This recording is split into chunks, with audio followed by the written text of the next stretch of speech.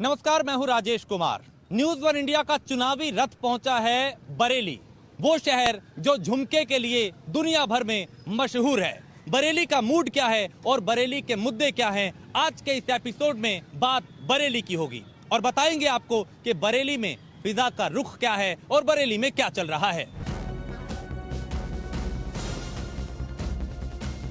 News one India का चुनावी रथ पहुंचा है बरेली।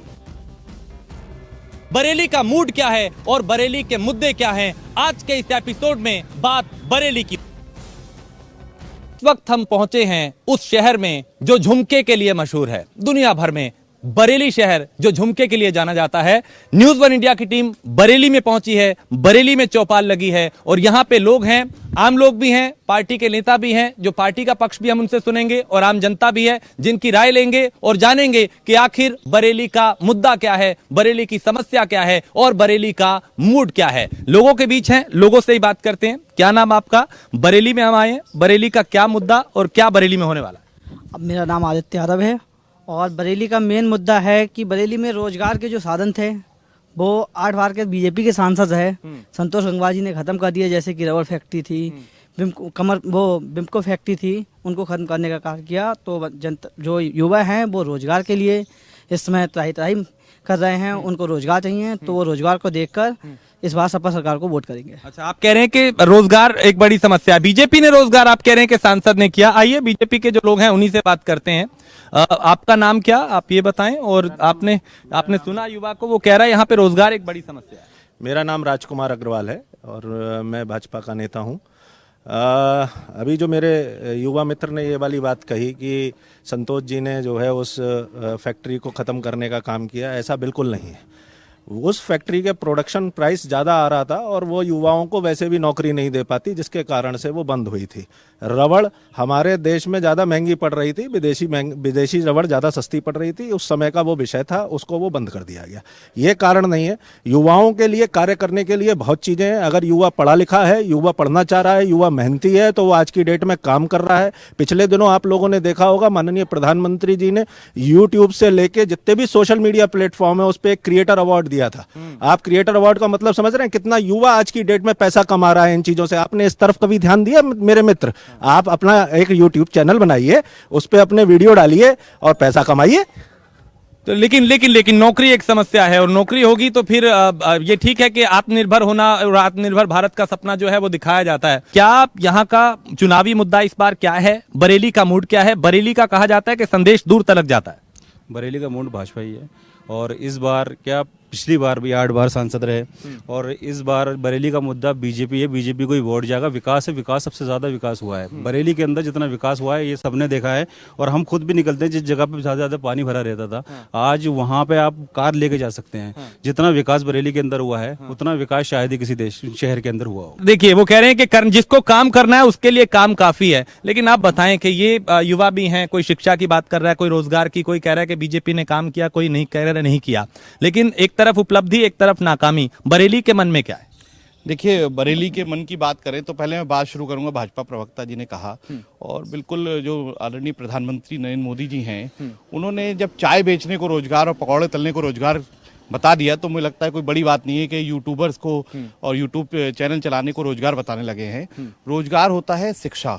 शिक्षा के माध्यम से जब आप इंजीनियर बनते हैं, डॉक्टर बनते हैं, आप तरह तरह के उद्योग लगाते हैं, लघु उद्योग लगाते हैं, स्टार्टअप करते हैं, मैं उसे रोजगार मानता हूं। मैं पकौड़े तलने को, चाय बनाने को और जो ये जीविका होती है, ये रोजगार नहीं होता है, जीविका है। जीविका और रोजगार में मुझे लगता है सरकार के लोगों को फर्क पता होना चाहिए। मेरा मानना ये है कि भारतीय जनता पार्टी की सरकार में लगातार जो भ्रष्टाचार बढ़ा है, जो अव्यवस्थाएं बढ़ी हैं, या जवाब लेते हैं, इस पे बताइए। इसका ये जो जवाब भाई साहब ने जो सवाल, राजेश जी, ये बड़ी परिपाटी है। बहुत समय से ये परिपाटी चली जा रही है कि पेपर लीक हो जाते हैं। पहले किसी तरीके की कार्रवाइयां नहीं होती थी। मोदी और योगी सरकार में तुरंत कार्रवाई होती है, लोगों को पकड़ा जाता है, उनको जेल का रास्ता दिखाया जाता है। लेकिन पेपर लीक ही क्यों हो, बात सवाल यहाँ आ जाता है। उसका भी मैं अंदाज, आप ये समझिए कि आज से सन 2014 से पहले की हमारी जो सरकारें रही हैं या राज्य में 2017 से पहले जो हमारी सरकारें रही हैं, उन्होंने इन्होंने सरकारों में बैठे हुए कुछ कर्मचारी ऐसे भर्ती कर दिए हैं जिसमें सपा और बसपा का बहुत बड़ा हाथ है, जो कि अंदर से ये कार्य करते हैं। ऊपर बैठे हुए मुख्यमंत्री और प्रधानमंत्री जी पेपर लीक कराने का कार्य नहीं करते हैं। ये वो बाबू और वो क्लर्क हैं जिनको सपा और बसपा ने भर्ती किया है, वो ये कार्य करते हैं और वो ये लीक कराते हैं। लोगों के पास भी, हाँ। सरकारी कर्मचारी जो होते हैं, सरकारी कर्मचारियों में जो शिक्षित कर्मचारी हैं, जिनको जो है इन लोगों ने भर्ती किया है, जिनके ऊपर कार्रवाई हुई है, सस्पेंड होने की कार्रवाई हुई है, जेल नहीं भेजा गया होगा, वो अलग बात है। सस्पेंड होने की कार्रवाई हुई है, उनके घर पे बुलडोजर नहीं चलाया जाता है, बुलडोजर माफियाओं के घरों पे चलाया जाता है। लेकिन पेपर लीक भी एक नाकामी है, वो चाहे फिर प्रशासन की वजह से हो या शासन की, चूंकि लोगों में अगर डर होगा तो फिर इस तरह के काम भी नहीं होंगे। कुछ और लोग हैं। आपका नाम क्या है और आप बरेली में रहती हैं, क्या बरेली की समस्या? अगर आप चूंकि महिला है, महिला सुरक्षा का एक मुद्दा काफी उठता है, युवतियों की पढ़ाई का मुद्दा उठता है, आपको बरेली के हिसाब से क्या मुद्दा नजर आता है? मेरा नाम मुस्कान खान है और मैं सबसे पहले ये कहना चाहूँगी, क्योंकि मैं महिला हूँ, मोदी जी ने सबसे बड़ा काम हमारे लिए ये किया है कि 3 तलाक का मुद्दा उठाया। जो महिलाएं परेशान रहती थी, उनके पति मारते थे, तोड़ते थे, घर से बेघर कर देते थे, बेचारी यहाँ वहाँ रोती पीटती थी। आज वो बहुत सुरक्षित हैं, बहुत सेफ हैं, बहुत खुश हैं अपने घर में। और दूसरी बात ये है कि गुंडा राज खत्म किया है मोदी जी ने। जो 12-1 बजे अगर महिला निकलती थी, दिल में दहशत डर लेके निकलती थी, आज वो बिल्कुल सुरक्षित है, खुश है। ये बहुत बड़ा मुद्दा है, क्योंकि महिला सुरक्षा का एक मुद्दा जिसका जिक्र विधानसभा चुनाव में भी होता है, लोकसभा चुनाव में भी होता है। वाकई हालात बदल गए, एक ये कानून व्यवस्था का मुद्दा एक बड़ा फैक्टर बन रहा है इस चुनाव में भी। ये सच्चाई है। 2017 से पहले जो उत्तर प्रदेश की हालत थी, आज बहुत उससे अलग है। योगी सरकार में आज बहन बेटियां पूरी तरह सुरक्षित है और आगे भी रहेंगी। क्या मुद्दा इस चुनाव का, चूंकि सुरक्षा की बात होती है, शिक्षा की बात होती है, लेकिन जब हम बरेली की बात करें तो यहाँ का क्या मुद्दा सबसे अहम जिस पे चुनाव होने जा रहा है? नहीं, देखिए, जिसका हमारे माननीय प्रधानमंत्री जी ने जो कर रहा है लोगों के लिए, तो वो आदमी को दिख रहा है। और वो चाहते हैं कि यही सरकार आगे आए और हमारे आगे काम करे।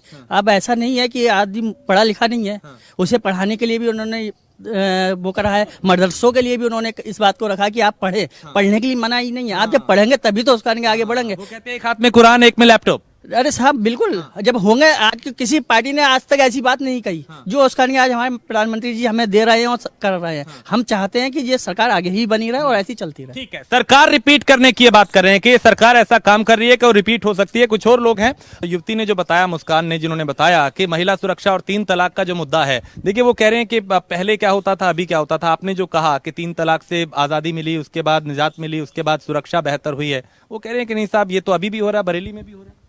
देखिए, कहने की बात कह रहे हैं तो कहने की तो कोई बात नहीं है। विपक्ष कुछ भी कहता है, क्योंकि हमारी पार्टी आगे बढ़ चढ़ के जो है आगे कामयाब हो रही है, इसलिए कहने वालों पे मत जाइए आप। और रही बात रेप की, तो रेप इनकी जब सरकार थी तो क्या नहीं होते थे? आज मोदी जी की सरकार में 90% बहुत कम हुआ है और जो 1% रह गया, आगे जीतने के बाद वो भी कम हो जाएगा, बिल्कुल खत्म हो जाएगा। ठीक है, ये देखिए, ये कह रहे हैं कि भाई अभी 90% हुआ है और आगे भी खत्म हो जाएगा। लेकिन आप बताएं, अपना नाम बताएं और ये बताएं कि यहाँ तो सीधा ये कह रहे हैं कि अखिलेश यादव ने जो किया वो अब तक योगी नहीं कर पाया। हाँ, बिल्कुल सच। मेरा नाम अनीस अंसारी है, मैं बरेली से हूँ। अखिलेश यादव ने जो किया, अखिलेश यादव के पिताजी ने जो किया, वो तो इस सृष्टि का कोई बंदा नहीं कर सकता। अखिलेश यादव जिनकी बात की जाती है, उन्होंने अपने पिता का सम्मान नहीं किया, अपनी बिरादरी का सम्मान नहीं किया और सबसे बड़ी बात, अपने भगवान राम का सम्मान नहीं किया। जिस आदमी ने इन सबका सम्मान नहीं किया, वो आम जनता का, आम वोटर का क्या सम्मान करेगा?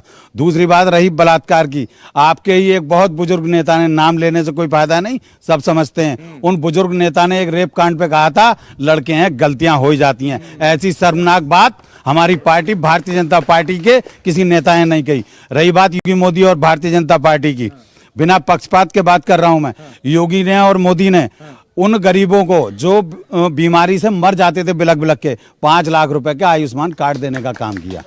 जो गरीब, चाहे हिंदू हो या मुसलमान, जिनके घर में अनाज नहीं था, रिक्शा चलाने वाले अपने बच्चों को पढ़ाएं या खाना खाएं, बच्चों को पढ़ाने का जुम्मा घर वालों ने लिया और उनके लिए अनाज का काम, अनाज देने का काम योगी मोदी ने दिया, भारतीय जनता पार्टी ने दिया। जो बहनें घर में आंखें फोड़ती थी, चूल्हा जलाती थी, लकड़ियां इकट्ठी करती थी, उनके लिए सिलेंडर देने का काम योगी मोदी ने बिना पक्षपात के दिया। मैं मुस्लिम समाज से आता हूं।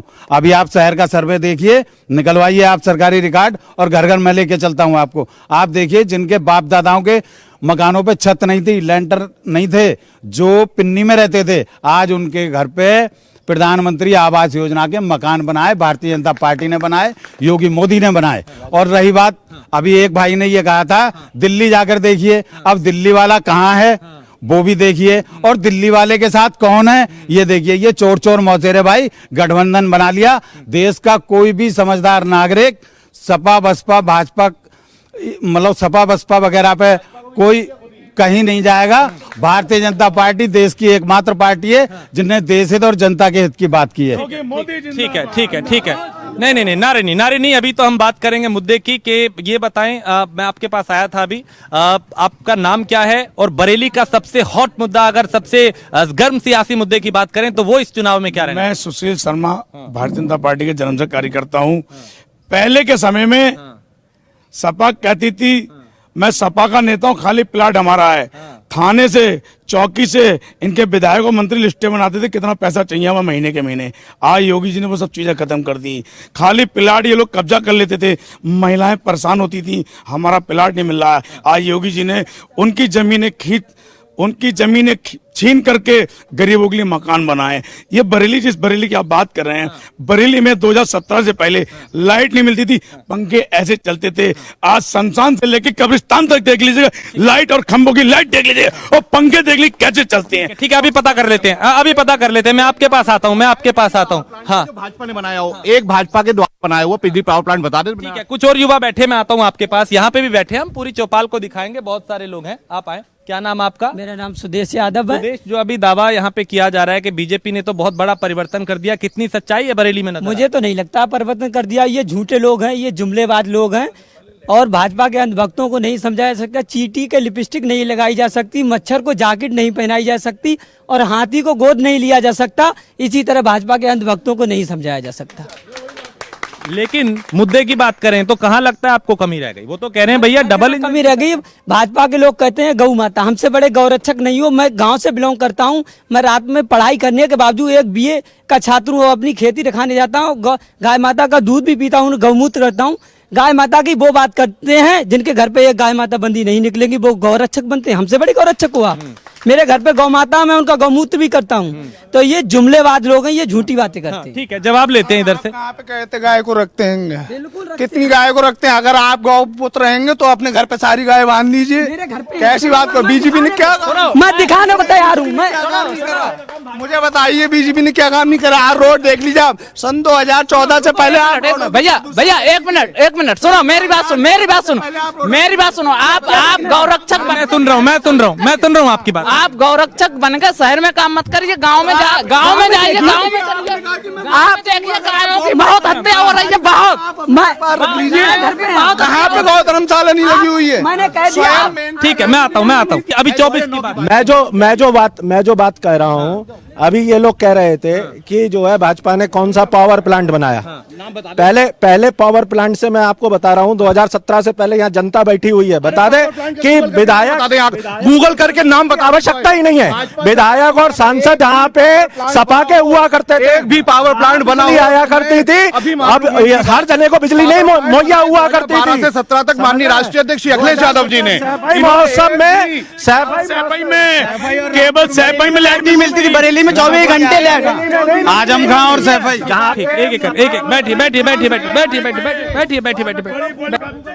भैया कह रहे हैं, सुनो, भैया कह रहे हैं बिजली नहीं आती है।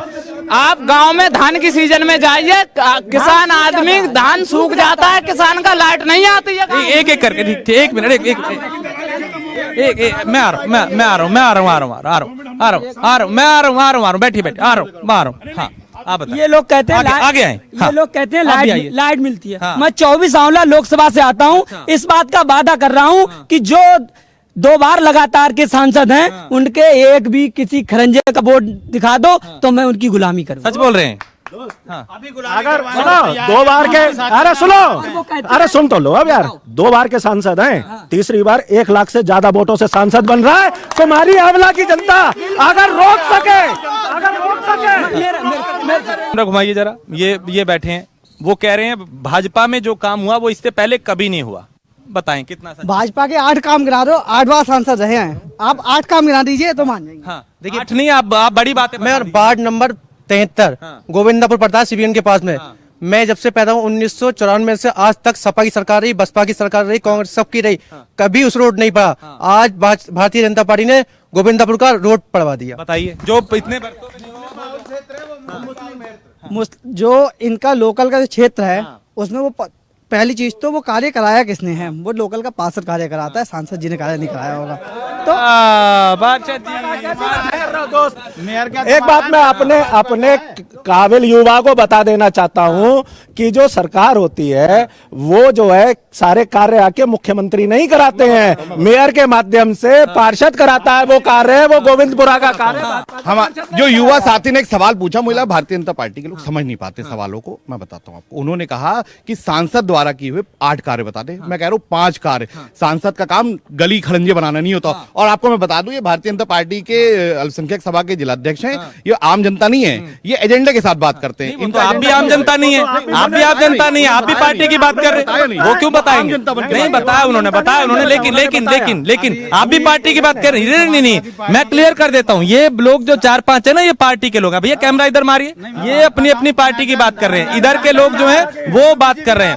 मैं आता हूँ, आप बताएं। उन्होंने कहा कि आप 2 काम गिनवाए। नहीं, एक एक करके अभी आपने पूछा। सरकार जो है अभी गृह मंत्रालय के अंडर में आती है पुलिस, उसने जो नमाजियों के साथ हरकत करी उस पर जवाब पूछ लीजिए। उस पर मैं जवाब लूंगा। पहले आप अभी बरेली की जब बात कर, दिल्ली की बात दिल्ली में करेंगे, अभी यहाँ बरेली की जब हम बात करते हैं, उन्होंने कहा बताइए क्या 3-4 काम हुए, क्या बदलाव हुआ? क्या अभी 2 मिनट पहले आपके इसी चैनल पे आपके ही माध्यम से मैंने दर्जनों काम गिनाए थे, तब क्या ये लोग सो रहे थे? सच्चाई ये है कि ये लोग हमेशा सोते हैं, ये लोग हमेशा थाने चौकियों में जाने वाले लोग हैं, इन्हें पब्लिक की भाषा से कोई मतलब नहीं।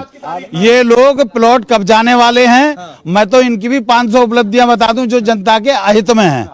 राजेश तरफ आइए, इस तरफ आइए जी, भारतीय जनता पार्टी के आने के बाद में हमारे यहाँ का जितना उद्योगपति है वो अपने छोटे छोटे बच्चों को खुले में स्कूल भेज पा रहा है। उससे पहले सबका अपहरण का डर लगा रहता था। मेरा बच्चों को चुरा के सुरक्षा व्यवस्था, मैं आ रहा हूँ। सरकार में गुंडागर्दी इतनी थी, बदमाशी थानेदार से बदमाशी करते थे, चौक इंचार्ज से बदमाशी करते थे। बीजेपी के अंदर जो बदमाशी नहीं हो, बीजेपी वालों ने जो माफिया गुंडे थे, उन्होंने बीजेपी वालों ने वो माफिया गुंडों को जेल में गुंडे जेल में डाल दिए। लो भैया, गुंडे जेल में डाल दिए, माफिया जेल में है। ठीक है, 400 पार जा रहा है। कहने के लिए तो मैं कुछ भी कह सकता हूँ, वो तो जनता, इस देश की जनता तय करे। 400 सीटों में अभी तक इनके प्रत्याशी पूर्ण नहीं हुए, 400 पार कहाँ से होंगे? एक मिनट, आप बताएं बरेली में क्या होने जा रहा है, किसकी हवा, क्या लहर, बरेली का मुद्दा? मेरा नाम जावेद है और बरेली के अंदर भाजपा की सीट निकलेगी। ठीक है, बरेली के अंदर वो कह रहे हैं बीजेपी की। उधर चलते हैं, भाई बड़े शांति से उधर हैं, उनके पास चलते हैं, इनसे बात करते हैं। सबको हम दिखाएंगे, सब बैठे हैं, इनकी मुस्कुराहट का राज भी पूछेंगे और इनसे पूछेंगे कि आखिर भैया मुद्दा क्या है, काहे आप इतना ये सब हल्ला गुल्ला कर रहे हैं? सब यहाँ पे कोई बीजेपी कह रहा है, कोई समाजवादी पार्टी कह रहा है, आप काहे मुस्कुरा रहे हैं? मैं इसलिए मुस्कुरा रहा हूँ, मैं इन सब लोगों की बातों को ध्यान दे रहा हूँ कि कौन क्या कह रहा है, सब अपने अपने विचार रख रहे हैं। मैं तो ये चाहता हूँ कि विकास हो। विकास की ये लोग बात ही नहीं करते हैं, केवल लड़ाई झगड़े की बातें करते हैं, धर्मनिरपेक्षता की बातें करते हैं, हिंदू मुस्लिम की बातें करते हैं, मंदिर मस्जिद की बातें करते हैं। आप काम की बात करो, आप रोजगार की बात करो, आप शिक्षा की बात करो, आप चिकित्सा की बात करो, ना कि आप धर्म की बात करो। तो अभी जो हुआ पिछले 5-10 साल में बदलाव हुआ है बरेली में? आपको क्या नजर आता है? मुझे तो कहीं बदलाव नहीं दिखता है। एक एक करके ये बताएं। वो कह रहे हैं कि भैया बरेली में अगर बदलाव हुआ होता तो फिर वो जो उम्मीदवार है वो बदल नहीं जाते बीजेपी के, तो वो कह रहे हैं कि यहाँ के हालात जो हैं वो सही नहीं है। बिल्कुल, इस बार भाजपा का सफाया होगा, निश्चित है ये भाजपा का सफाया होगा।